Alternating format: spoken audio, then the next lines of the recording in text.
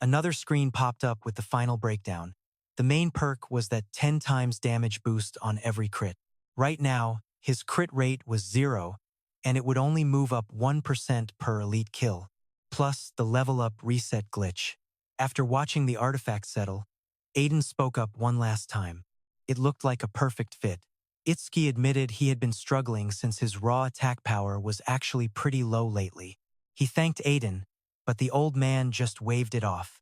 He makes the tools, and the warriors use them to kill the monsters. They were both just doing their part to keep humanity alive, so there was no need for all the thanks. Aiden turned to walk away, mentioning that unless someone leaked his coordinates, there was no way beasts would find this middle-of-nowhere spot. He told Itsuki to go get some sleep, but then something totally bizarre popped up in the sky. Aiden froze as a massive pillar of pure energy came crashing down from the clouds. The air literally shook as the force slammed into the forest with a deafening boom. A massive shockwave tore through the trees. Itsuki and Josuke covered their eyes as the blast ripped through the air. Inside the house, Iberia threw open a window and started yelling, totally confused about what just hit them. He looked up and realized something was wrong. A giant barrier was closing in on them. A massive green dome was now covering the entire sky. The weird field glowed with a creepy, ghostly light. Iberia screamed in pure shock, asking why a giant green dome was locking them in. Mr. Aiden's face went dead serious. A dark thought crossed his mind. Only the big shots in charge of the 5 continents knew his location. Was this just a random accident, or was there some shady business going on behind his back? Before he could guess, Josuke let out a shout. He told everyone to get ready. The calamity beasts were already here, and they were charging straight for them. Itsuki stood his ground, focusing hard. His eyes narrowed as he felt a massive, dark energy closing the distance. He told them he could feel it. Something was moving fast, really fast. The ground started thumping as a whole pack of monsters sprinted through the woods. He counted 6 at first, then way more. The beasts smashed through the trees, heading right for them. One of the demons stepped out. A screen popped up. One horned demon from the Horned Tribe, level 14, monster charging. Itsuki yelled that they were finally here. The beast lunged with a massive arm for a killing blow, but Itsuki caught it barehanded. Suddenly, a wall of black ice tore right through the monster's chest. Blood sprayed as the ice shredded flesh. Right then, the system notification dinged black ice wall was fully active. More freaks swarmed in from all sides, jaws snapping. Itsuki just vibed, electricity sparking off him as he strolled through the chaos. Honestly, these scrubs were light work. He could wipe the whole pack in a second with a lotus explosion. But he held off. That blast might be way too much for Josuke to handle right now. Plus, Aiden and Iberia were pinned in the shed behind him. One wrong move and he would fry them too. So he throttled his power and stuck to basic combat. Once the dust settled, Itsuki stood alone among the monster corpses. Scanning the bodies, he realized he was definitely more of a solo player. Then he froze. Something felt off. A weird surge of mana started flooding the entire area. This vibe was way heavier than before. Suddenly, a giant beast stepped out and the system screen popped. Level 24 Twin-Horned Guardian. Meanwhile, far away in a dark world, towers loomed under blood-red skies. Deep in a creepy palace, Demon Emperor Linga sat on his throne. An orange-haired guy gave the report. The first wave of slave demons just hit the human world. He asked which of the 8 demon kings would lead the real invasion. Linga smirked, mentioning the secret eye he had left behind during his last trip to Earth. They had found someone important. Linga gave the cold order, go bring them in. This guy was Yama, a demon king. He asked if a king should handle the mission. Linga said no.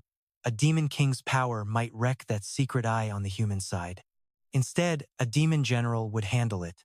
The order was accepted on the spot. Yama bowed. Linga then announced that Inshokuma, the AP-eating demon king, was taking lead. Cut to a total beast of a demon. This was King Inshokuma. Linga knew Inshokuma had not tasted fresh human in ages. He had to be starving. Back at the fight, a scream pierced the air. Itsuki knew that voice instantly.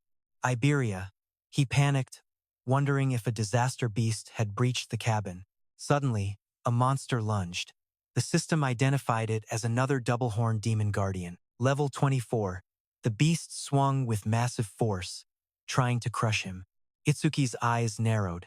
This was bad. He had to use that specific power. He slid out of the way just in time and launched a clear orb. This thing definitely hit harder than him. But if he won, his crit rate would spike. The broken critical crystal notification popped up.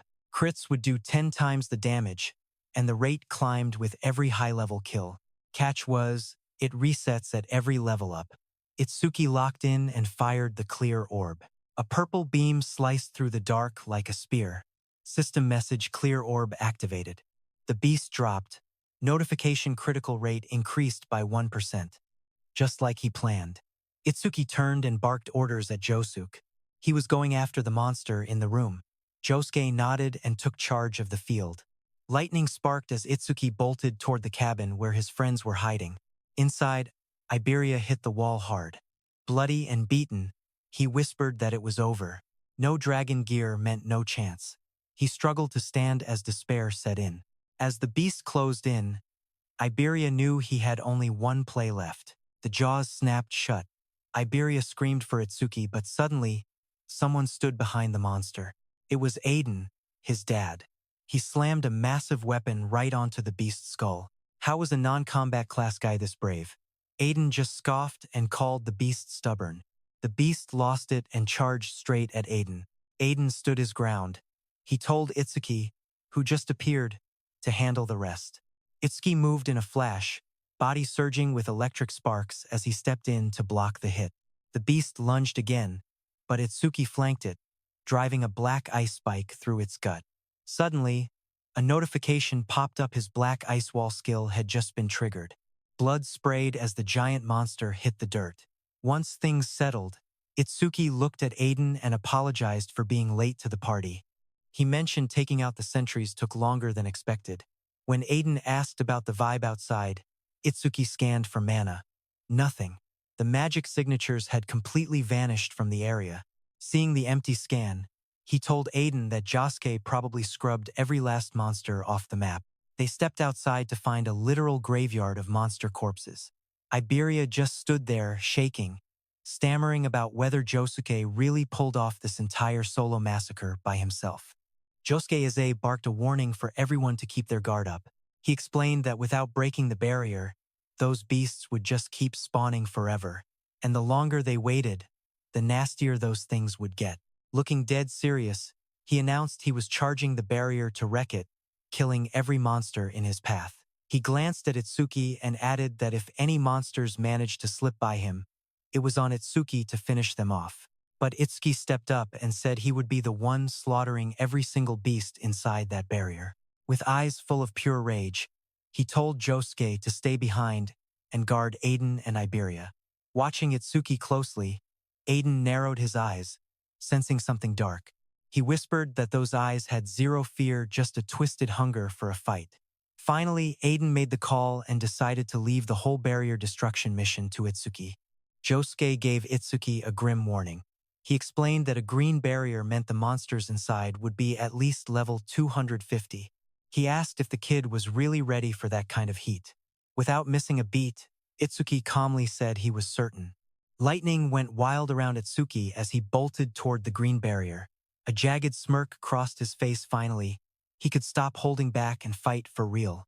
Seeing him take off, Iberia shouted out. He claimed that if Itsuki was going in, then he was going in too. He told Josuke to watch his old man, but Aiden cut him off. Iberia snapped back, asking why he could not go. After all, they were supposed to be a team. Aiden shut him down, telling him to stop playing team. It was pathetic. He said Itsuki lived in a completely different world than the rest of them. Iberia balled his fists, his voice shaking with pure rage. He argued they had come this far together and demanded to know what his father meant by different worlds. Aiden yelled back, saying a real team supports each other and covers for everyone's weaknesses. Aiden's eyes flared with anger as he laid into him. He told Iberia he was not helping Itsuki at all. At this rate, he was just dead weight. His voice turned ice cold as he warned that Iberia would get Itsuki killed. Iberia froze, the shock clear on his battered face. Aiden kept going, saying it was not just about him. He explained Itsuki was on another level. Nobody from their generation could even stand on the same stage as that kid. Then he asked Iberia if he had ever actually seen Itsuki's eyes when he faces a monster. He told him those were the eyes of someone absolutely drowning in pure hatred. While Itsuki charged toward the barrier, a system window popped up. It showed 5 enemy units detected and 50% of his mana had just been fully restored. Itsuki caught it instantly. He realized that 5 new monsters must have just crawled out of the barrier. He noted that his mana was finally back to 100%. Ahead of him, massive beasts with purple spikes and jagged teeth blocked the path while lightning sparked around his frame. Lightning surged wildly around Itsuki as he stared them down. Determination burning in his eyes, he screamed at them to move. Suddenly, a window flashed Lotus Blast activated. A second later, a massive explosion tore through the entire forest. Flames erupted with insane force. Another notification confirmed that 5 enemies had been wiped out by his Lotus Blast skill. All skill ranges increased by 5%. His critical hit rate went up by 1%. Now his critical hit rate sat at 2%. Itsuki stepped through the smoke, looking totally calm but laser-focused on the path ahead. He admitted to himself that the Guardian's defense was insane. It took 80% of his total mana just to drop that thing with his Lotus Blast. Still, he swore he would not let a single beast get near Iberia or the rest of the crew. Far off, smoke from the blast drifted high above the tree line. Josuke spun toward the blast in total shock, demanding to know where that massive explosion came from. Iberia knew instantly that was Itsuki's skill. He must have hit a pack of monsters in the woods. Josuke stared at the trees, looking dead serious. He figured a level 0 should not be able to cause an explosion that big. A dark thought crossed his mind. Maybe Itsuki could not level up because of some weird debuff hidden in his gift. Meanwhile, Itsuki finally stood before the glowing green barrier. He whispered to himself that this was the place. He could tell the monsters inside were on a whole other level compared to the ones before. He instantly kicked on his mana detection skill to scan. But Itsuki was stunned when his mana scan got blocked.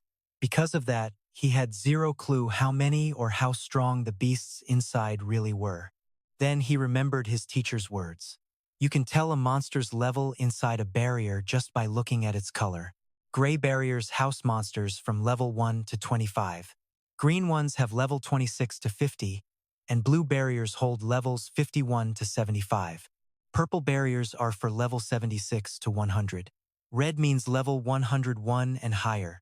Since this one is green, the beasts inside are between level 26 and 50.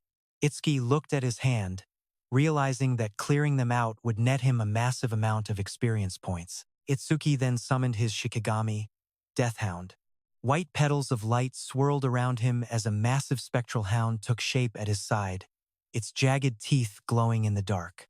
Right as the Death Hound spawned, a system window popped up with all its stats. Death Hound B rank, level 16. Skill, Death Smell, C rank. It sniffs out every trace of mana in the area to hunt down and track the source. Respawn design, Death's Craving, B rank. This skill cuts the respawn time way down after the Shikigami dies. Attack and agility were 250, defense and mana sat at 150. The Death Hound's glowing eyes pierced the night while standing by Itsuki. He patted the beast's head and promised it would get all the experience points that dropped later. But he made one thing clear. Until he gave the word, the dog couldn't touch them. The green barrier loomed ahead as the hound crouched low, teeth bared and ready to rip. Before stepping into the barrier, his eyes got sharp. He declared that every disaster beast inside was his prey and his alone. Meanwhile, on Prediction Day 1 at 11:30 p.m., Commander Nento was just chilling in a garden. When Chua showed up with some guy, she told her dad the awakened guards were finally here. A young man stepped forward looking totally confident. He introduced himself with a bow, saying from now on, he, a first-class savior, would be Commander Nento's personal bodyguard. This guy was a level 63 wind elementalist and first-class savior named Kei Chirajima. Commander Nento thanked him for coming. Shoha explained that 5 third-class and 3 second-class saviors had arrived too. Commander Nento asked about Akira Hiton, since he was supposed to be guarding the perimeter. Shoha frowned, explaining that when they talked 6 hours ago, he said he was already on his way. But when she called 3 hours later, it went straight to voicemail. She added that huge stelas had been crashing across the northern province since 8 p.m. She thought he might have hit some trouble on the road that night. Even so, she was still feeling pretty confident. Commander Nento said a basic disaster beast wouldn't touch him. After all, he was one of the 6 pillars among the special class saviors. He told her to keep calling, since only a special class savior could actually handle the disaster beasts popping up around here. Chua agreed quietly, but the wind elementalist couldn't stay silent. He asked if they were overhyping those special class saviors just a little too much. He argued that no matter how strong Wajinte and Akira Hiton were, they were still just human. He confidently claimed there wasn't really a huge gap between special class saviors and guys like him in the first class. They might struggle a bit, but there was no way they couldn't take down any disaster beast a special class could. Commander Nento said confidence was great, but thinking you're on the same level as a special class savior was a whole different story entirely. He added that he probably felt that way because he'd never faced a truly terrifying disaster beast before. Right as he said that, a blast rocked the sky and a massive pillar came crashing down. The wind elementalist moved fast, yelling that a stela was coming with a disaster beast inside. He gripped his sword as the air shook. When the stela hit, a giant purple barrier erupted. Commander Nento declared it was finally here. Meanwhile, Chuha tried reaching Akira Hiton again, but her voice cracked as she realized it was totally useless. She still couldn't get through. The wind elementalist just smirked, acting all tough. He claimed if a special class savior couldn't show up, he wasn't worth much. He told the commander not to worry, they would wipe every last monster out. He got serious and glared at the purple barrier. He boldly stated he would prove a first class was just as lethal as any special class right now. On the other side, Itsuki stepped into the green barrier alongside his loyal death hound. Inside, a creepy green glow washed over everything. Itsuki walked with his hound, taking in the weird surroundings. He saw that the scenery inside the barrier looked just like the outside, but he had to admit, the vibe in the air felt seriously wrong. A system alert popped up. Mana detection activated. Itsuki dialed in and felt the mana shifts moving all around him inside the barrier. Like he thought, he couldn't see anything going on outside. He figured the inside and outside of the barrier were basically 2 separate dimensions. Just then, his radar picked up 5 enemies, which instantly refilled 50% of Itsuki's mana. Itsuki stayed cool, saying he had a solid idea of where those 5 targets were hiding. He turned to his death hound and gave it a straight order. It was supposed to stay put and wait. If any disaster beasts tried to run, the dog could eat them. After the command, he whispered, "Good boy." Another system alert flashed, activating Thunderbreaker, roaring wave. Blue lightning started dancing around his body as his focus sharpened. He decided it was time to start moving himself. Suddenly, 2 beefy disaster beasts charged in, their claws tearing up the dirt as they sprinted straight right for him. Electricity shot through the air, catching one beast off guard. It was Itsuki. He popped his black wall skill and slammed both monsters. With one move, he ended them both by skewering their bodies with black wall. Right then, 2 more beasts showed up. Lightning blasted the battlefield as Itsuki hit the first disaster beast dead on. Blue energy shredded its body and blood sprayed as it hit the dirt.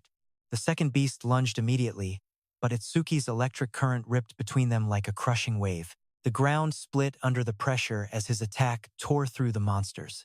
While Itsuki was clearing the one-horned beasts, a 2-horned one charged. Blue lightning flared around Itsuki as he pushed forward with insane momentum. He slipped the beast's attack and leaped high. System ping. Activating clear orbs, piercing sphere. A purple orb of death lit up on Itsuki's fingertip. It blasted off with insane power, punching through the monster's chest and drilling into its heavy armor.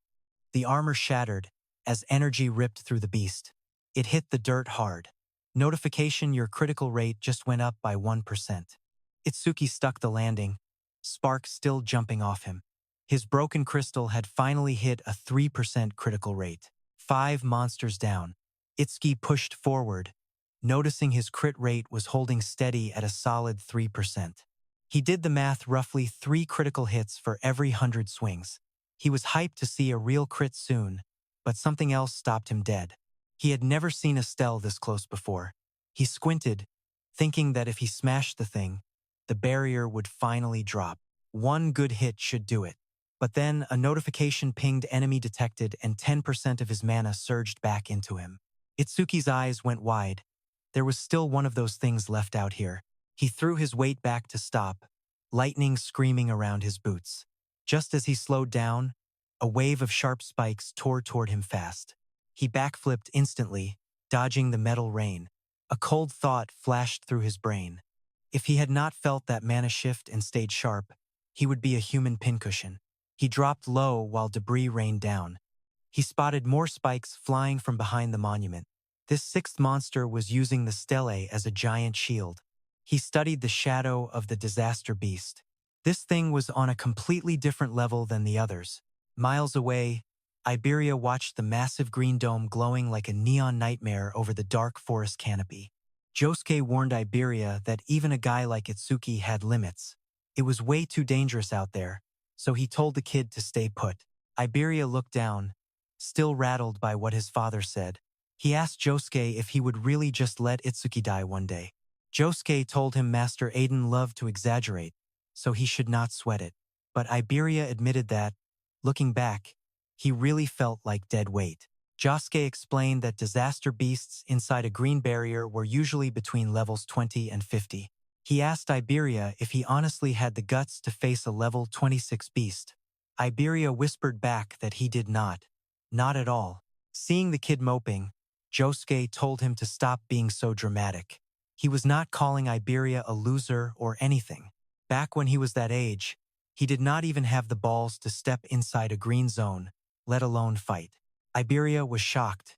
Even Josuke? Josuke got dead serious, explaining that the gap between gray and green zones was not just about simple numbers on a stat sheet.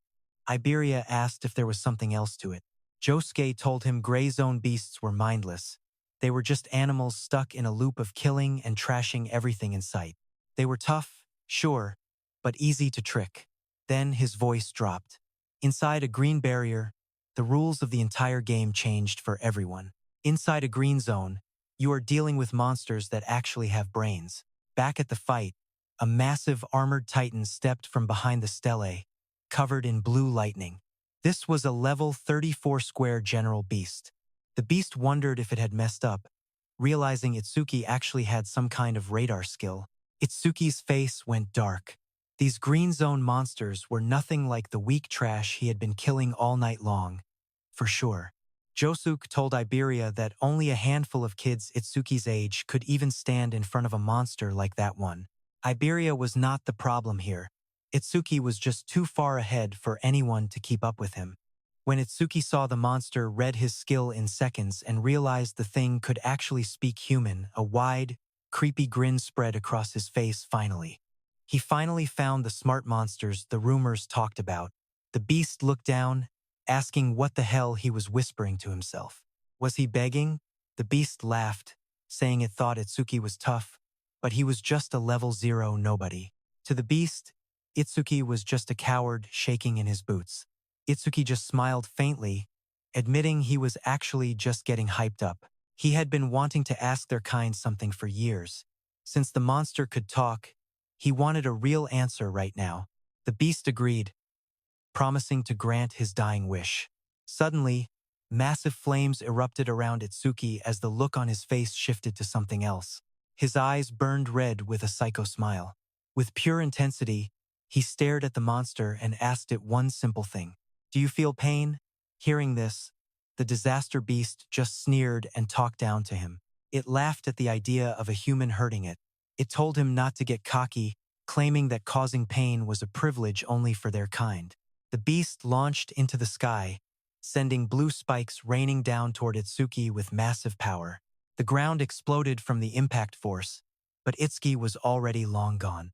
Lightning popped as he charged the monster. He closed the gap instantly and buried a fist in its chest. The strike boomed, sending the massive armored titan flying back hard. It hit the dirt, kicking up a huge cloud of trash. Itsuki watched, hoping he finished it, until reality hit him. That monster's mana was straight up surging. Out of the smoke, it lunged again with those wicked spikes. Itsuki flipped and dodged, but the thing's antenna was getting crazy fast. He didn't sweat it though when it comes to pure speed. He's still the king of the court. Itsuki popped his black ice skill, conjuring a blade in his grip. But the moment he slashed, pure frustration started sinking in. He muttered a curse, realizing his attack power was trash.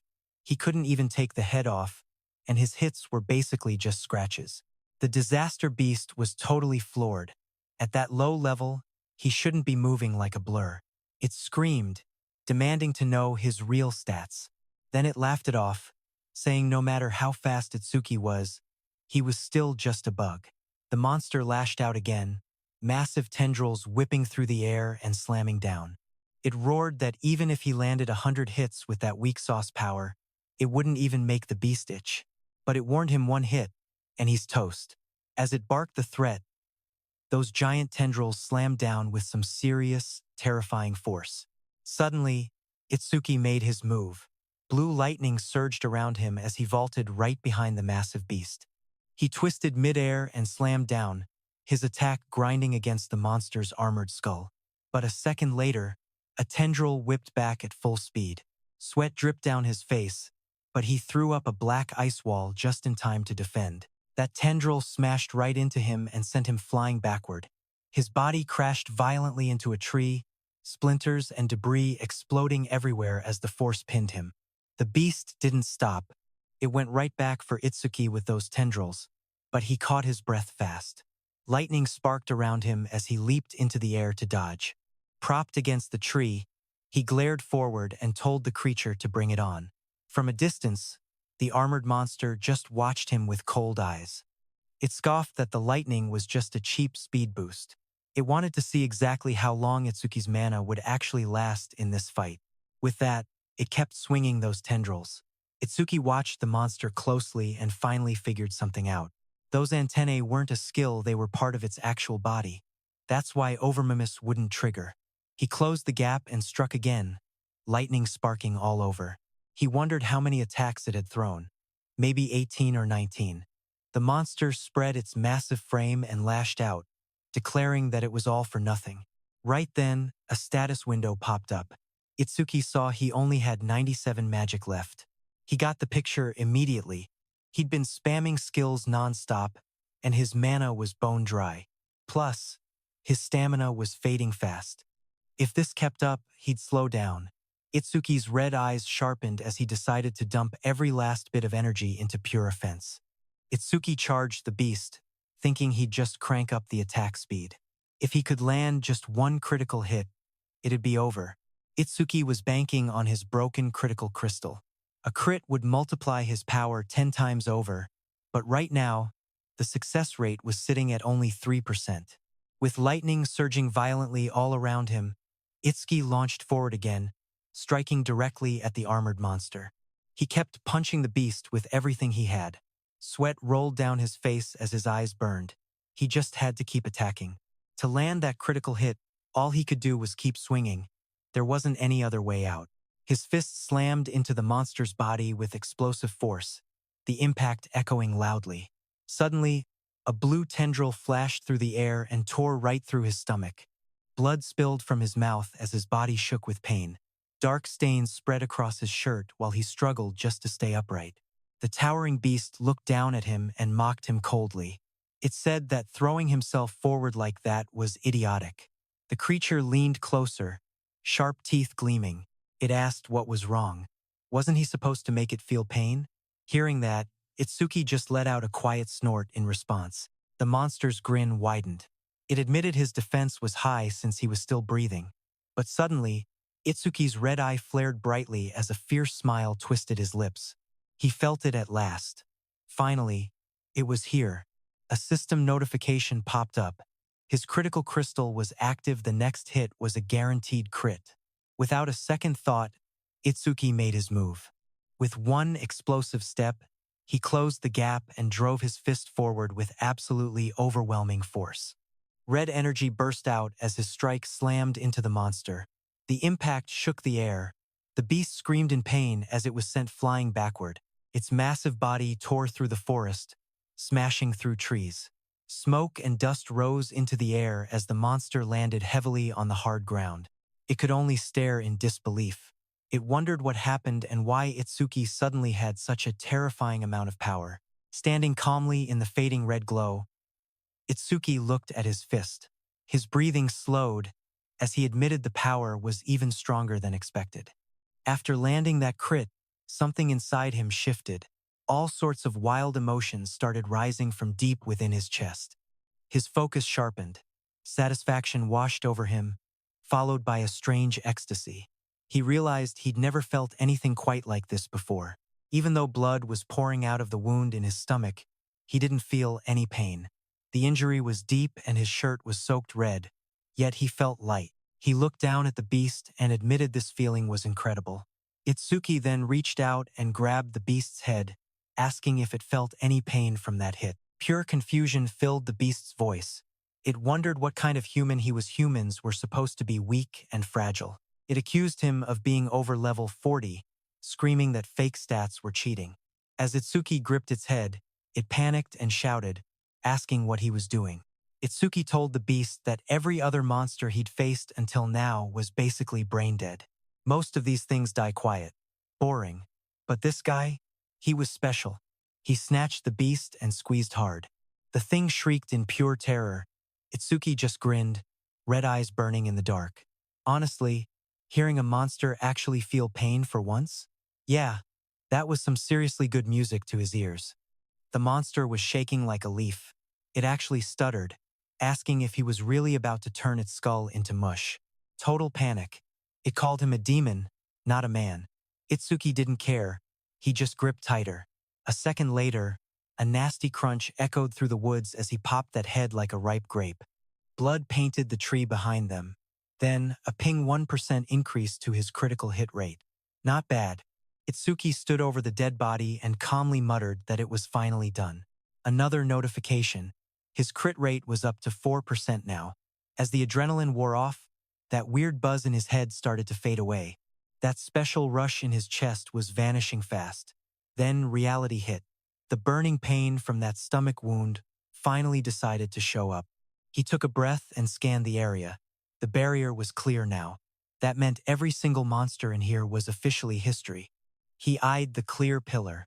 Break this, and only the structure would be left. He didn't think twice. He pulled back his fist and slammed it home with everything he had. A loud crack rang out as his fist hit.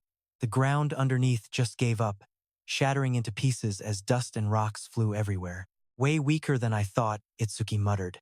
That is when the exhaustion finally hit him like a freight train. He slumped against the wreckage, clothes soaked in blood. But before heading back to Iberia, he had one more thing to check on. He got serious and called his death hound. A shadow blurred overhead. Itsuki looked up and told the thing to quit hiding and show itself. Death stepped out, those red eyes burning like coals in the dark. It definitely looked bigger. Its claws tore into the dirt while it growled. Itsuki sat there on the ground, staring at it calmly. He paused for a second, really giving the beast a long, careful look. Then it clicked. Its level jumped by 3. Plus, it gained 150 stat points to play with. A screen popped up with the stats. Level 19. B rank Shikigami. This thing was becoming a real problem. Its skills were Death Smell, which is a C rank move that sniffs out and tracks magic traces, and Respawn Desire. That is a B rank skill that slashes respawn time. Its stats? 250 attack and agility, plus 150 defense and magic. It also had 150 points left to spend. Itsuki realized that as this thing levels up, its body just keeps on growing. He wasn't just seeing things. If this beast gained another dozen levels, it was going to be absolutely massive. He pictured an enormous beast towering over him and admitted he couldn't wait to see how big it got. It was 11:35 p.m. on Prophecy Day 1 when Itsuki destroyed that structure. As it crumbled from above the forest, the green barrier evaporated, leaving the crescent moon shining bright in the night sky. Iberia and Josuke stood in the woods, just staring up in total shock. Iberia pointed at the sky and yelled that the barrier was gone. He shouted that Itsuki actually did it. Since Itsuki cleared the green barrier in 10 minutes, Jusui figured there weren't many smart monsters inside. But still, that speed was absolutely insane. He had to admit, Itsuki was already way stronger than he ever was back in the day. Meanwhile, Itsuki slumped against death. He was covered in blood and barely standing. After traveling so far and fighting nonstop, his stamina was completely cashed out. Plus, the blood loss was pushing his body to the absolute limit. Itsuki looked at death and whispered, "Since you can track magic, follow my trail and carry me back to Iberia." Death lifted its head and let out a low howl, ready to move. That loud, echoing cry ripped right through the dark forest. The sound was heavy and ominous, making the air feel thick. Jusuke narrowed his eyes and listened, trying to pinpoint it. He muttered that it sounded like a monster, but the barrier was supposed to be gone. Why was he still hearing that sound? He spun around and ordered Iberia to get back to his room immediately. As Iberia left, he listened close and said that cry felt familiar, like he had heard it before. Meanwhile, Death's massive claws were slamming into the dirt as it charged straight toward them. Juisuke instantly drew his sword and took a defensive stance. He looked deadly serious as he felt the presence moving in. "It is getting closer and closer," he shouted. Then, with a look of pure resolve, he declared that if this thing really was a monster from the barrier. A second later, the massive beast burst from the forest with its jaws wide open, teeth gleaming in the moonlight. Josuke gripped his sword and swung with full force. He was determined to end it right there, but then Iberia's eyes went wide. He suddenly realized exactly what he was looking at. He screamed that it was the mad dog Shikigami that Itsuki had tamed earlier. Panic hit his face as he yelled for Josuke to stop. "That thing belongs to Itsuki," he shouted. Death abruptly tilted its head, stopping right in front of them. Joshua heard Iberia and yanked his sword back just in time. That's when Itsuki, who was slumped on the beast's back, tumbled onto the grass. Josuke just stood there staring, unable to believe this was Itsuki's beast. He thought only high-level summoners could pull off a move like that. His mind was racing. Itsuki's insane strength, power levels way beyond his age, a level that never seems to go up, and skills from totally different jobs? Iberia ran over, panicking and screaming to see if Itsuki was okay. Looking at him lying there, Josuke realized the kid was just one mystery after another. Iberia dropped to his knees by Itsuki, seeing blood smeared all over his face and gear. His voice shook, asking what happened and why there was so much blood. Itsuki slowly opened his eyes, weakly calling Iberia's name as darkness started creeping into his vision. He whispered that he just needed to rest. Iberia completely lost it, tears streaming down his face as he screamed out, asking what he was supposed to do. His sobbing echoed through the night. Then, Jisuke spoke up from behind, telling him to chill because Itsuki wasn't actually dead yet. Iberia spun around, golden eyes leaking tears, and asked if he was serious if Itsuki really wasn't dead. Josuke pointed at the guy's chest, telling Iberia to look closer. "He is still breathing normally," he explained, "but those wounds need fixing fast." He brought up the Kodama bandage and asked Iberia if he still had it on him. Propping up Itsuki's limp body, Iberia snapped that he was on it. Later, while Itsuki rested with tight bandages around his chest, Iberia just stood there watching him. He knew he might never reach Itsuki's level in a fight, but there were some things only he could pull off. He was a wind elementalist, a master of air and currents. He stared at his hands, thinking about his specific gift. Iberia was level 9 with a grade 2 heal focus gift. It was a low-tier ability that only healed himself and teammates, something he used to absolutely hate. He'd never used the skill even once before. But for Double E and for Itsuki, he swore he would use it as many times as it took. A system alert popped up as Iberia triggered his C-rank skill, Heal Wind. Glowing green energy swirled around his body like soft flames as the ability fully activated. Standing by the bed, he reached his hand out toward Itsuki. A bright green glow wrapped around Itsuki's body, floating with shimmering healing symbols. Iberia quietly urged him to get better soon, for the sake of their legendary duo. Sweat beaded on Itsuki's face as the healing wind swirled. Iberia called his name, sounding worried. Meanwhile, over at Commander Nento's place at 11:30 p.m., 35 p.m. on Prophecy Day 1, the vibe shifted. From the monolith near Nento's estate, a massive purple barrier unfolded and started spreading. The earth shook as someone came flying through the air and slammed into a tree, kicking up debris everywhere. It was Kei Chirijima, the level 63 wind elementalist and first-class savior. Chocho was stunned to see him crash landing right next to the commander. She jumped in with her healing powers, telling him to hang on. She promised to fix him up and asked what was happening outside the barrier. The mangled elementalist struggled to talk. With his last bit of strength, he told them to run. Gasping for air, he explained how the creatures were built. Their defense, power, and speed were totally off the charts. He wheezed that not even special-grade saviors could take them on. He finished by saying humans stood no chance against monsters like that. Right then, a powerful beast dropped down through the smoke. A system window popped up, revealing a level 81 Minotaur warrior from the Bull tribe. The dying elementalist begged Commander Nento to get out of there. The massive Minotaur looked down at Nento and mocked his weird outfit. It asked if he was really the famous Izumi Nento. The beast smirked and swung a huge fist at Nento, saying it was lucky to find the target so fast. No need to bother Lord Sarushokuma with this trash. Nento realized he was the one they were after. He just shrugged and said that in that case, he had one less thing to worry about. That giant fist slammed down, exploding in a blinding shockwave that rocked the entire area. Choha screamed desperately for her father as violent wind and debris ripped past. Behind her, the wind elementalist stared with wide, shaking eyes. Total despair in his voice, he declared that this was the end of the line. But through the smoke, Nento stood his ground, telling some guy he was late. Out of the dust and a red aura, Haydn stepped forward. His eyes glowed red, blood smeared on his face. He'd caught the Minotaur's punch with one hand, red energy flaring around him as he spoke with pure determination. Haydn said sorry and told Commander Nento to let him handle this beast. The Minotaur just laughed in his face. It admitted it didn't know where he came from, but sneered that he sure talked a big game. Then, it raised its other hand. From the side, the bloodied elementalist shouted a warning. He told Haydn to watch out, screaming that this monster was on a whole different level.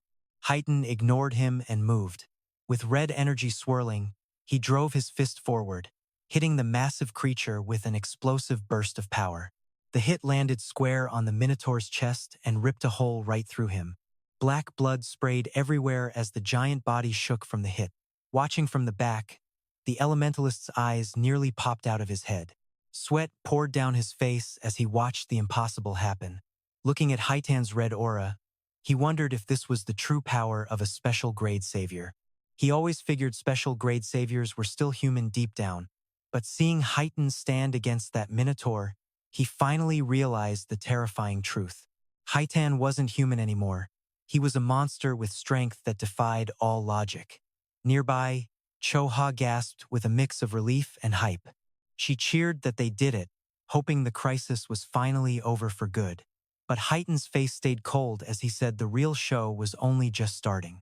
At 11:40 p.m. on Prophecy Day 1, the barrier near Nento's estate shifted from purple to a deep red. Inside the red zone, a voice wondered how Lord Sarushakuma would mess with humanity. That was the level 37 Red Flame Demon King talking. He said he'd love to watch the show. Behind him, another massive beast showed up.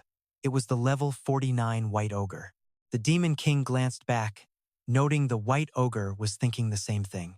Then, a third voice spoke calmly, warning them both not to do anything unnecessary. Their job was simple: bag that guy. He warned them that if they choked, they were straight up toast. This third dude was a level 87 demon general. Curse of Frost. the king of resentment. This red-flamed demon king asked the general why they weren't dropped right on the target, instead of being stuck in Lord Sarushakuma's barrier. The demon general explained that if all three bunched up in one spot, the barrier would glow purple and look way too obvious. Right then, Sarushakuma, one of the 8 demon lords, let out a massive roar as crimson energy exploded all around him. The general said that Lord Sarushakuma's red barrier was basically bait to lure in all the heavy-hitting human warriors nearby. While the humans were distracted by that red barrier, they could finish Lord Ringa's mission without any annoying interference. The general said that while Saru Shokuma acted as the distraction, they would head to their actual goal. The Red Flame King then asked if he even knew where they were going. The general's eyes flashed under his hood as he told them to chill. Lord Ringa would lead the way using that demon eye left in the human realm. That eye could track coordinates and even see the landscape. Right as he said that, Itsuki was thrashing in bed, soaked in sweat like he was having a total nightmare. Suddenly, he bolted awake. One eye looked normal, but the other one was glowing this creepy, ominous shade of red. The general's voice echoed, telling the king that the demon eye was currently right with their target. Prophecy Day 1, at 11:35 p.m. Itsuki was passed out after Iberia patched him up. In his head, he was standing in this massive, empty white space that felt totally surreal. Little Itsuki ran toward his mom, shouting with excitement. He told her he finally found a disaster beast that could actually feel pain, just like a human. He looked so proud and happy. He bragged about crushing its skull and told her that her death was finally avenged. Before he could finish his brag, his mom stopped him. Her voice was steady but super serious. She said some things matter way more than getting even. Little Itsuki looked at her like she was crazy. He asked if anything mattered more than deleting every single disaster beast. His mom gave him a soft look. She told him not to waste his power on hate. He had to use it to protect people. Hearing that, little Itsuki freaked out and yelled that it was impossible. He was literally shaking with rage. Clenching his fists, he swore he would never forgive those monsters for killing his parents. His voice echoed through the void as he promised to make sure every last one of them died. His eyes glowed red with pure fury, his face twisted by grief and anger. His mom just stood there, looking calm and steady. She wasn't even mad, just understanding. After a long silence, she told him it was time for her to go as she slowly began to fade away. Her words hit like ice. Little Itsuki lunged forward, panicking and screaming for her to tell him where she was going. His voice cracked as he told her he had so much left to say. She looked back at him while her body turned into glowing dust. She whispered his name and begged him not to let hate win. Her body kept breaking into little light fragments, disappearing into the dark emptiness. Little Itsuki reached out, his hands grasping at nothing like he could actually pull her back. He broke down, crying out for his mom. Their fingers almost touched, but the light swallowed her up before he could grab her. He just stared helplessly into the void, crying. A second later, he was all alone. A single tear rolled down his cheek while he looked up. He looked totally lost. Behind him, something dark appeared. A cold voice mocked him, calling him a pathetic creature for crying over the dead. Itsuki's jaw tightened. He shifted back to his adult form. His eyes were burning as he tried to handle the mix of rage and sadness inside him. He gritted his teeth. Recognizing the thing in front of him, he hissed the name Linga, the devil of ruin, as the massive demon stepped from the abyss. His body was ripped and covered in these weird, twisted markings. Horns grew from his head and a red aura pulsed like fire. Linga looked down at him and asked if he was finally done being a baby. He joked that Itsuki only acted like a kid when he was with that woman. Itsuki snapped, shouting at the demon and calling him a bastard. He was burning with rage as he lunged at Linga, swearing to kill him. Red energy exploded, but his punch just went through Linga's shadow while the demon laughed. Linga told him to slow down, promising that he would feel that same pain again very soon. The air shook as purple energy swirled around Linga like a storm, freezing Itsuki in place. In a cold whisper, Linga told him that real despair was coming. As he spoke, the world around Itsuki shattered and he plunged into the dark. While falling, Itsuki's muscles flexed as pure fury burned through his veins. With glowing red eyes, he screamed into the void that he would kill Linga no matter the cost. His voice echoed through the broken space. Then, in an instant, everything just snapped. He sat up fast, covered in sweat and gasping for air. His eyes throbbed with pain. A dream, he whispered to himself, totally confused. Iberia and his deathhound were standing right there. Suddenly, Itsuki grabbed his face and winced. His eyes weren't even bleeding, but they hurt like crazy. Then it hit him. He blinked and noticed something weird. All his wounds were gone. Just a bit ago, he was basically dying. He wondered if Iberia used those Kodama bandages to fix him up. He slowly looked over toward the bed. Iberia was totally knocked out, leaning against the mattress. Seeing that, Itsuki wondered why he was sleeping on the floor like that. Then he remembered Iberia said he was taking a break. He had to make sure Death did not bark or it would wake him up. In the corner of the room, Death stood silent. That glowing red eye was locked on him. Once Death saw Itsuki was finally awake, the beast barked with excitement. The very thing Itsuki tried to dodge happened at the bed. Next thing he knew, Iberia's eyes snapped wide open. Without thinking, he shoved his hand forward, blasting a wave of swirling energy at Itsuki and screaming about some disaster beast. Winds whipped through the room, circling Itsuki while he just sat there, totally chill. He looked at the rushing force and told Iberia a tiny breeze wouldn't faze a real disaster beast. Iberia's face lit up the second he saw Itsuki's eyes open. With a massive grin, he shouted that Itsuki was finally back. He let out a huge breath and cheered that his treatment actually worked. Then, he lunged forward and pulled Itsuki into a massive hug. Itsuki just sat there shirtless and stunned. He realized Iberia still had that annoying habit of hugging everyone whenever he got too hyped up. After a second, Itsuki asked how long he'd been out. Iberia told him it was about 3 hours, even if it felt shorter. Itsuki crunched the numbers. 3 a.m. on day 2 of the prophecy. Then he asked if Josuke and Aiden were still safe. Iberia gave a cocky smile, promising they were fine and no beasts had shown up. Still, Itsuki's face stayed dead serious. That dream was still stuck in his head. Linga told him not to rush, promising he'd get a taste of it soon. It was just a dream, Itsuki told himself, but those words kept stinging. It felt way too real to just ignore. He knew those disaster beasts were up to something. It was 3:03 a.m. on day 2 when Itsuki finally woke up. As he got dressed, he told himself to stay sharp. Iberia just grinned and said he was truly glad to see him. It looked like a full recovery. Itsuki stood there thinking those reinforcements the teacher mentioned should be showing up any minute now. He headed for the door to go check on Josuke. While they walked under the stars, Iberia suddenly asked what that dog's name was. Itsuki told him it was just Deathhound. Iberia reminded him that as a user, he could name his summon whatever the heck he wanted. He even offered to pick a name, bragging that he had some seriously elite naming skills. Itsuki deadpanned that he wasn't even a user. Iberia blinked, totally bummed out because he really wanted to name the thing. Hearing that, Itsuki silently vowed there was no way he'd ever let Iberia name a single thing he owned. They found Josuke working on his golem. He noted those bandages alone couldn't have healed Itsuki this fast, so Iberia must have stepped up. He figured Iberia finally used his real power. Itsuki looked over, admitting he hadn't actually seen Iberia use any skills before this. He asked if Iberia was just a healer.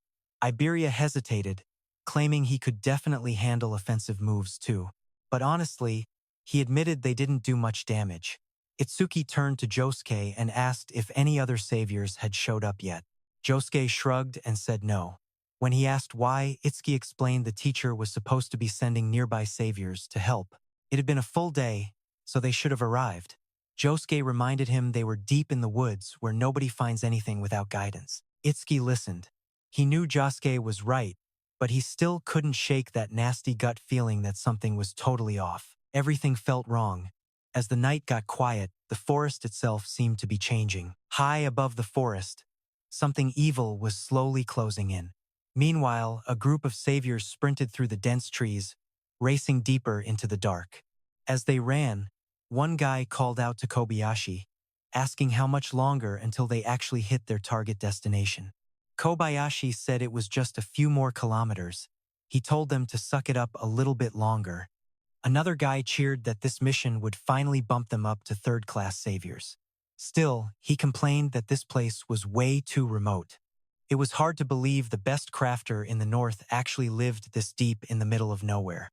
Suddenly, a woman's sharp voice cut through the air, ordering everyone to stop. The group skidded to a halt on the path. Someone asked what was up and if she felt a bad vibe. She just said something was coming from right in front. A deep voice spoke from the shadows, asking if they'd finally noticed him. One savior panicked, screaming that it was a disaster beast. He ordered everyone to their battle stations. The group drew their weapons, readying themselves for a fight. Out stepped the red flame demon king with the white oni right behind him. The air instantly turned heavy and terrifying. The demon king smirked, asking where they were all going in such a huge rush. His red eyes glowed in the dark as he wondered if they shared a destination. A fight exploded, and one savior was instantly swallowed by roaring flames that radiated pure heat and total destruction. The red flame demon king was the killer. He just stood there in his long robe, watching the absolute devastation unfold.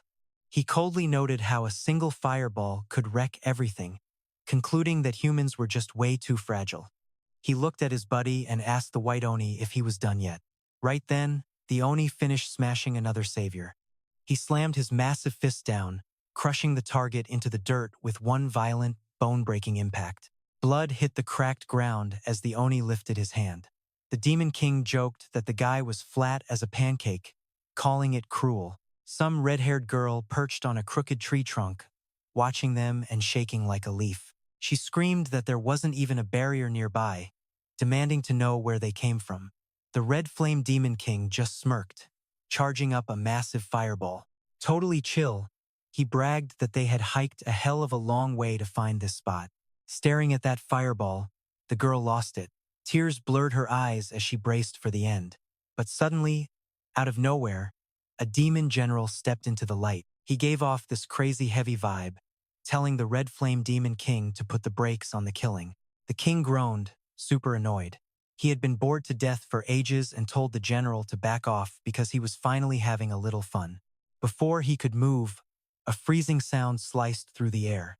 In an instant, jagged ice spikes exploded around the king, trapping him inside a block of thick, shimmering frost. The general marched forward, flexed his power, and warned that if the king ignored orders again, the payback would be way worse. Trapped in that ice cube, the king's cocky face instantly turned into a look of total panic. Knowing he was in deep trouble, he quickly admitted defeat. He begged for the spell to be released before his body completely shattered from that intense freezing power. The general dropped the spell, and the ice cage shattered into a million pieces. The Flame King finally caught his breath, exhaling a massive cloud of steam. Heat pulsed off him as he shook off the cold. With a shaky voice, he confessed that he legit thought he was about to become a human popsicle. Watching the general shut down the king, the girl started sweating bullets. A tiny spark of hope flickered in her head. Was she actually going to get out of this alive? The king crossed his arms, his fire aura flaring up again as he looked at her with actual curiosity. He remembered the command about not killing the main target or the magic eye user, so he asked if this red-haired girl was packing some kind of crazy secret superpower too.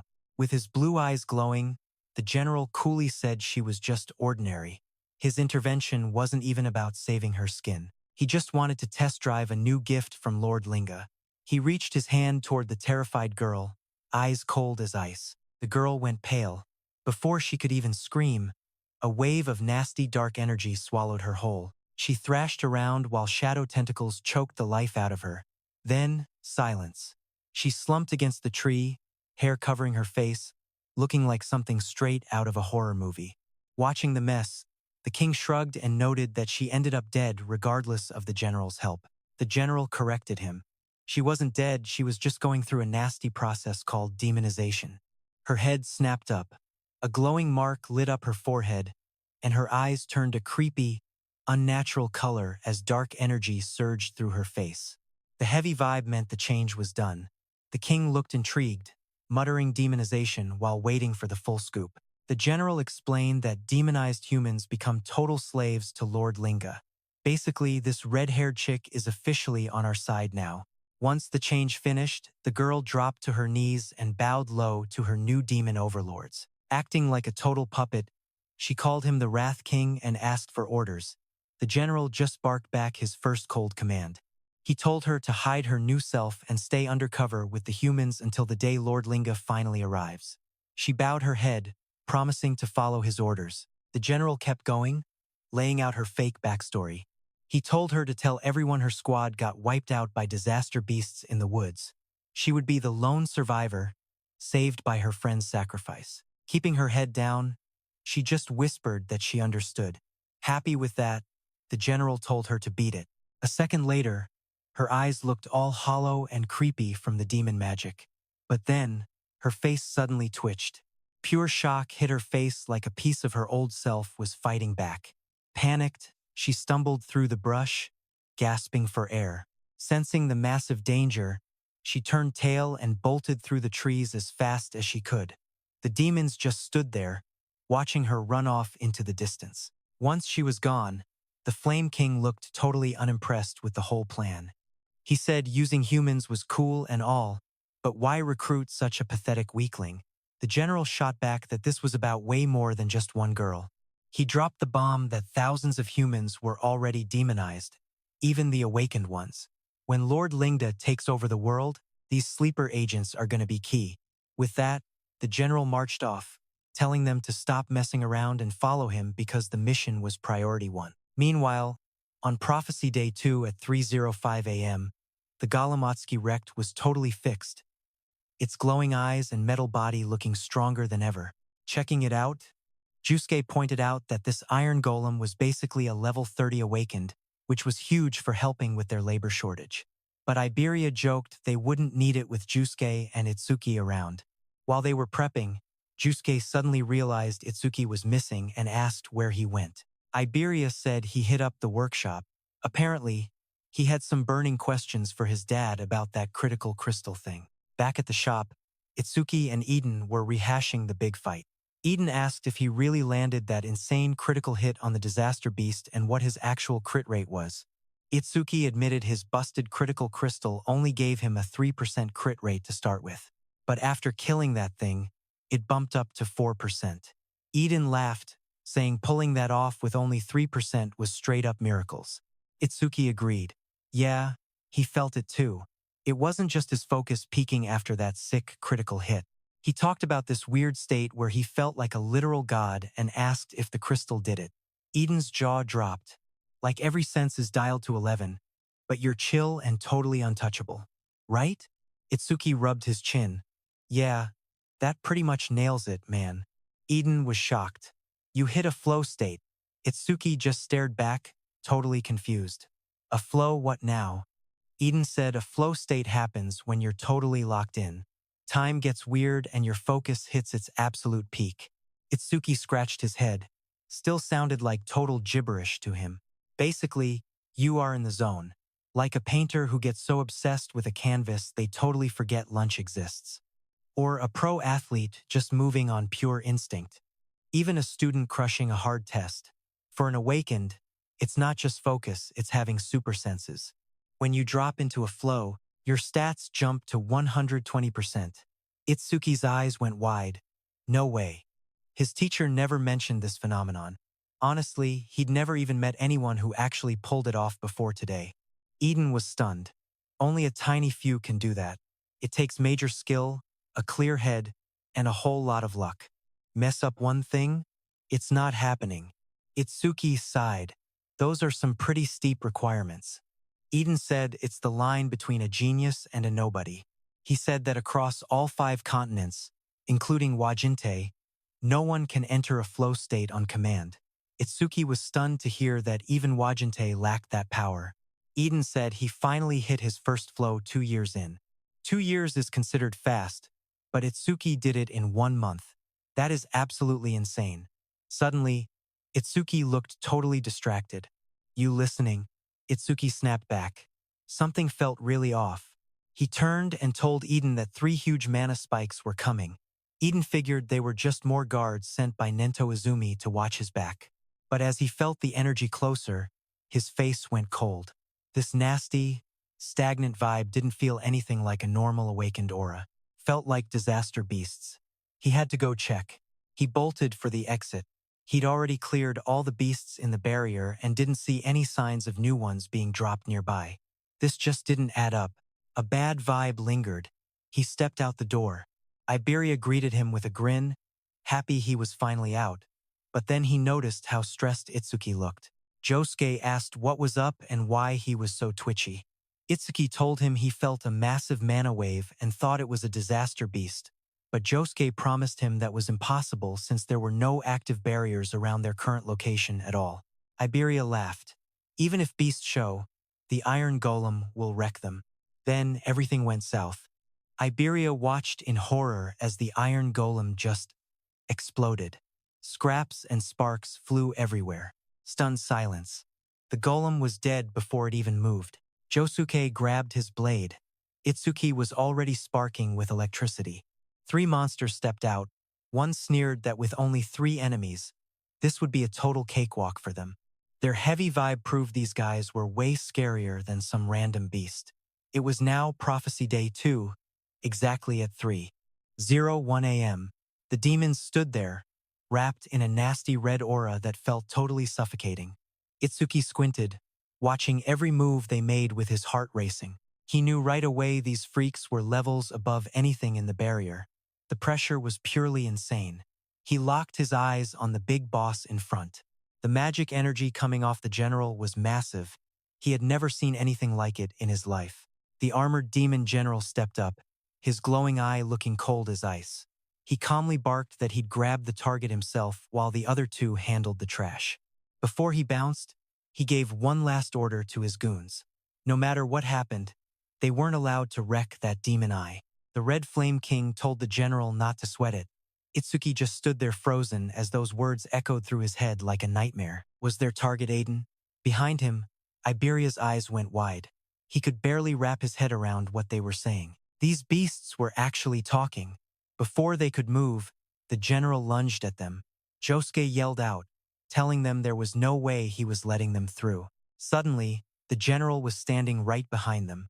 Everyone was totally stunned, and Josuke looked like he had just seen a ghost. How did he move that fast?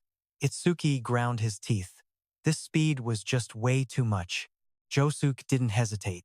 He charged with his blade high, yelling that he was going to shut the enemy down for good. Meanwhile, lightning sparked around Itsuki's body as he swore to protect Aiden.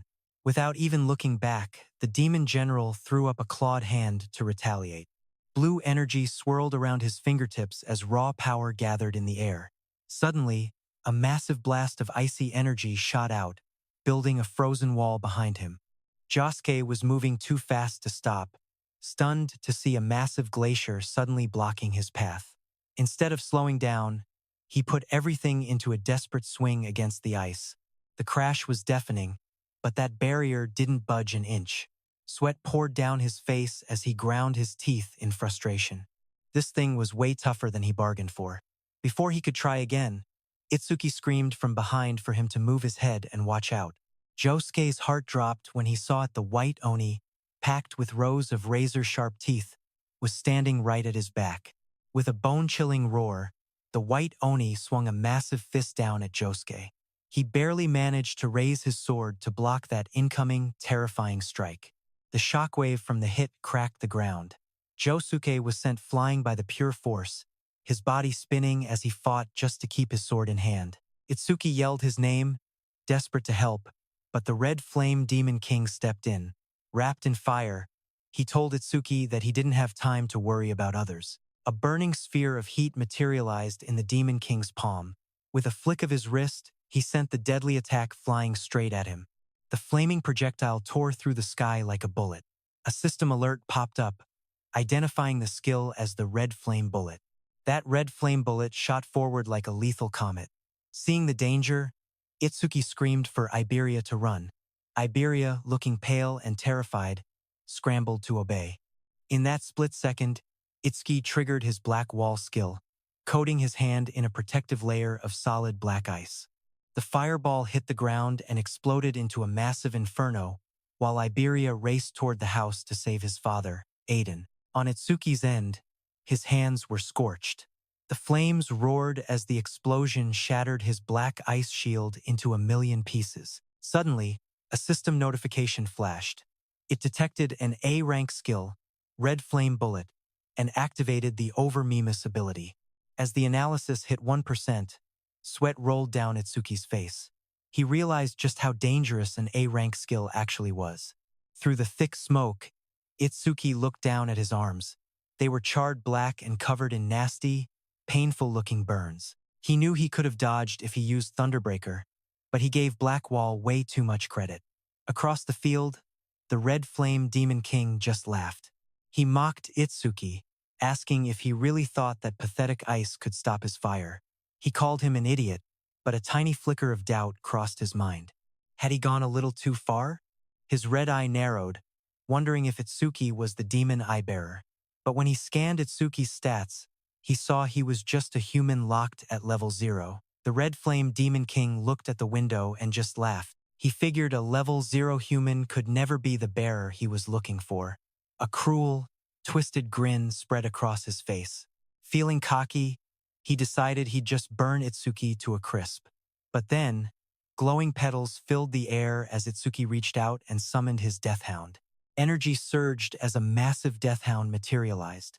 The beast stood tall at his side, its red eyes glowing with a feral intensity. The Demon King looked down and sneered. He asked if Itsuki really thought fighting 2-on-1 with a Shikigami would change anything. Flames spiraled around his arm as he launched another red flame bullet. The fire arched through the air. He joked that even 10 more summons wouldn't be enough to save Itsuki's life. Standing next to the hound, Itsuki stayed dead calm. Without a hint of panic, he told Death he was counting on him. The red flame bullet slammed into the ground, turning the area into a storm of fire and soot. For a second, everything was hidden by the blast. But then, the Demon King caught a glimpse of a shadow.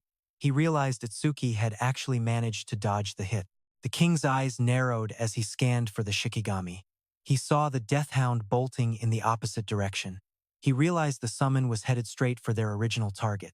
He turned back to Itsuki and laughed, asking if he really planned to fight alone.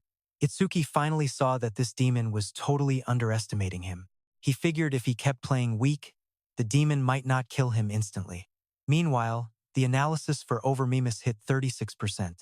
Itsuki knew he could stall for the analysis, but a small smile touched his lips.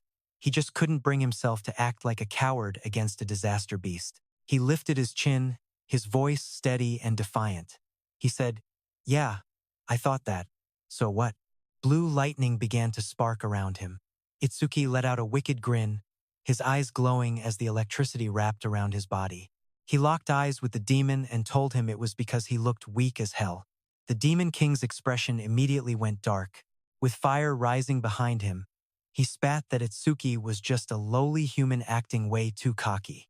Flames spiraled as the Demon King raised his hand. Fire roared around him. He said he was going to toy with him, but he'd changed his mind completely. He screamed that he'd turn Itsuki to ash and launched a massive fireball. Itsuki blurred through the fire, lightning flashing around him as he moved. He noticed the attack was bigger, but the speed was exactly the same. He realized this demon was just a long-range specialist who relied entirely on skills. Itsuki's eyes turned sharp. He charged the demon, knowing that once he closed the distance, this fight was basically over for good. The Red Flame Demon King's eyes went wide. He couldn't believe Itsuki's speed, who closed the gap between them in a single heartbeat. The Demon King stood there in shock as the distance vanished instantly, but then a slow, jagged grin spread across his face, showing off his teeth. Before Itsuki could even land a hit, a wall of pure fire flared up between them. His eyes went wide. "That's a flame shield?" The Red Flame Demon King raised one hand and conjured another explosive fire bullet. With a cocky smirk, he mocked Itsuki for being too slow to see his own openings. He'd already launched the fire bullet, and Itsuki was way too close to dodge. A massive explosion bloomed like some twisted red flower. The flames slammed into Itsuki's chest, sending his body flying through the air like a ragdoll. He hit the dirt hard but managed to find his footing fast.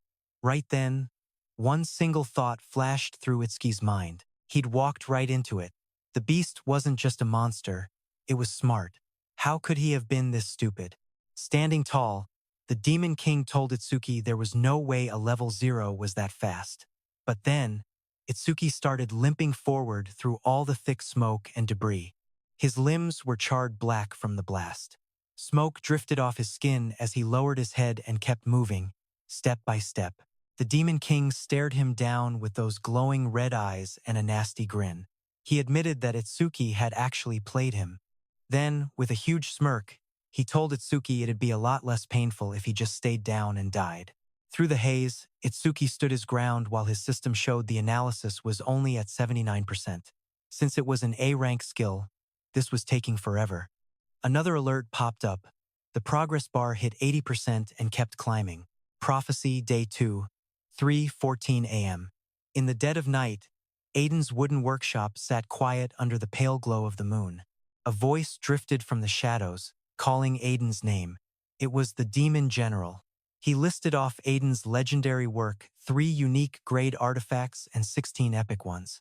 The Demon General claimed Aiden was the most gifted craftsman in the entire human race. Aiden just stood there and gave a dry response. He asked if the general was planning to kill him after that little tribute. The general promised him that as long as he was useful, he'd stay alive. Hearing that, Aiden's eyes narrowed in suspicion. He said he got the point, but he wasn't the type to take orders from anyone.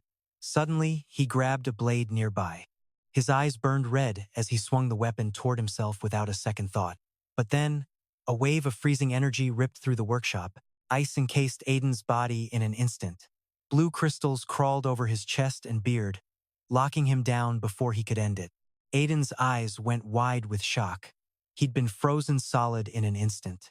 That had to be an A-rank skill at the very least. The Demon General looked down coldly, telling him to quit it. Whether he lived or died was the general's call now. Aiden struggled hard, but the frost held him tight. Iberia watched the whole thing from the shadows. Sweat dripped down his face as he covered his mouth to stay silent. His dad was about to be kidnapped. He panicked, wondering if he should launch a surprise attack. But before he could move, something blurred through the room. A massive deathhound charged in at insane speeds. Iberia's eyes popped. He knew that thing. It was Itsuki's Shikigami. The beast lunged forward with its jaws wide, showing off glowing red eyes and lethal-looking fangs. Its roar rattled the workshop as it swiped a claw at the Demon General. But the general just turned slightly, his icy blue eye tracking the beast. Jagged pillars of ice suddenly erupted from the floor.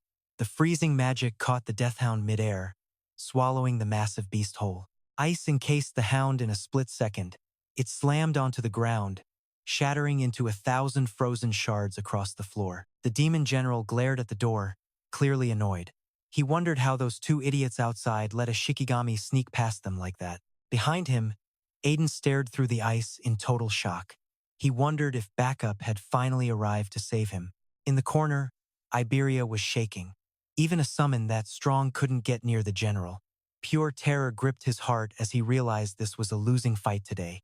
For a second, he thought about running to get Itsuki. If he showed up, things might change. But then another thought stopped him cold. His dad's warning echoed in his head about getting Tenma killed. Plus, he remembered that Itsuki was already beat up before even getting here. If Itsuki had any gas left in the tank, he would have come himself. Sending a Shikigami was a desperate move. The truth hurt. Dragging Itsuki into this would only put him in more danger. Iberia looked down, his face shadowed as guilt and doubt started to eat at him. Then his face hardened. He couldn't let that happen.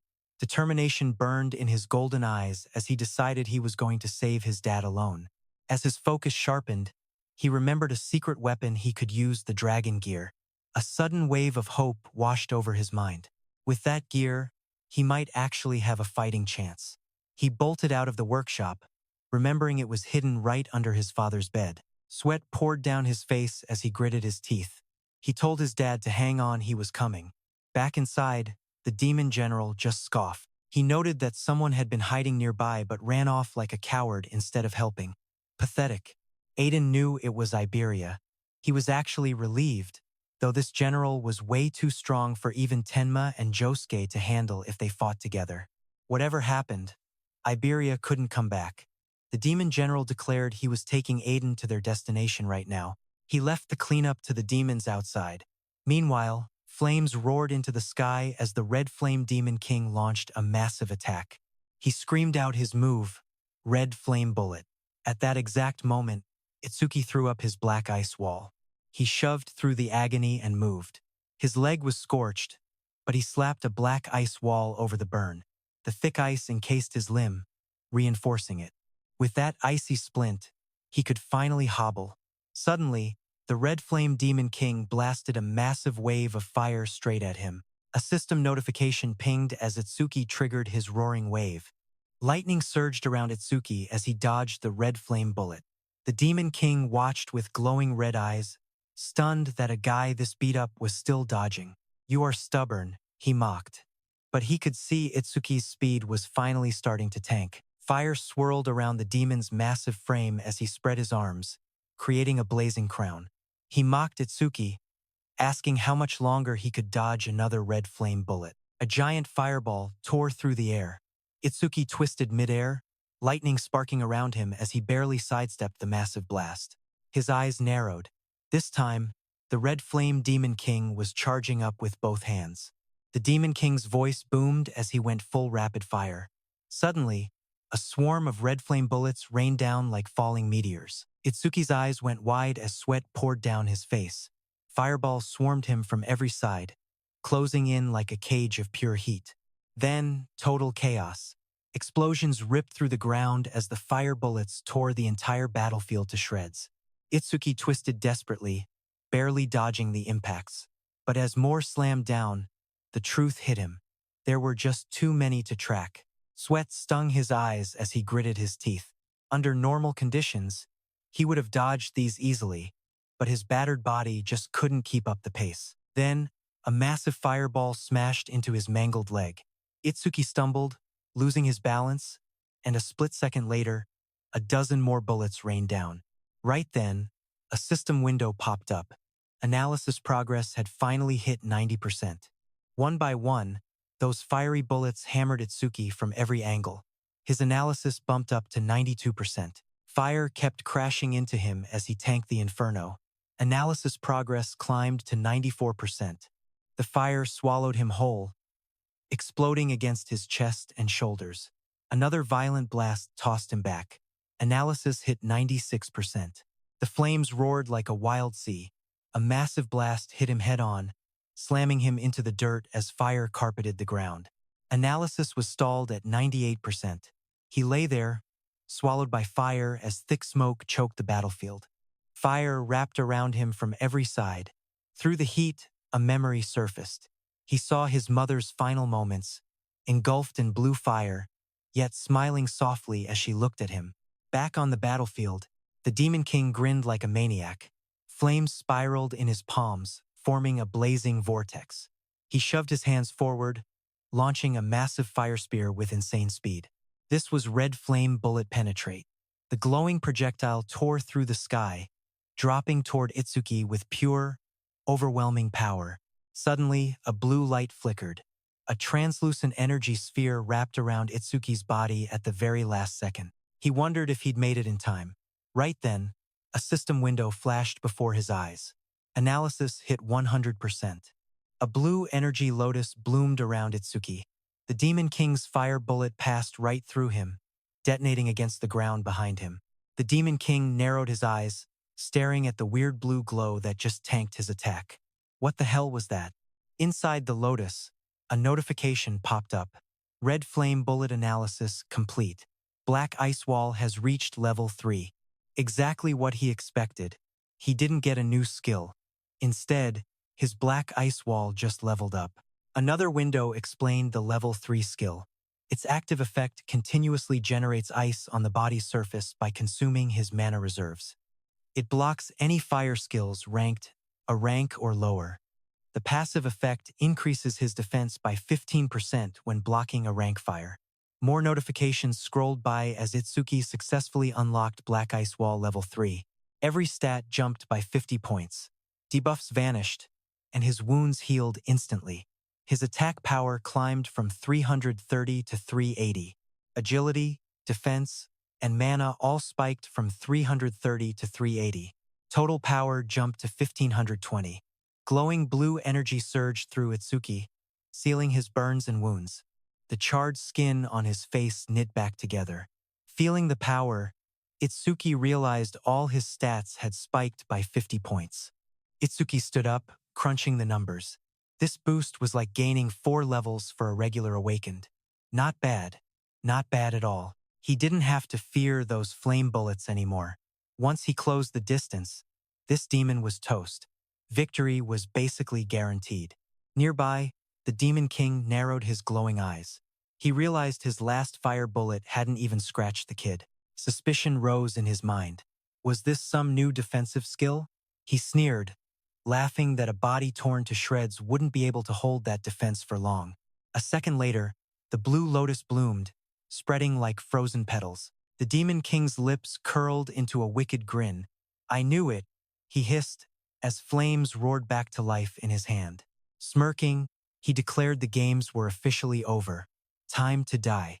But a split second later, his red eyes bulged in pure shock. He stared in total disbelief, stunned.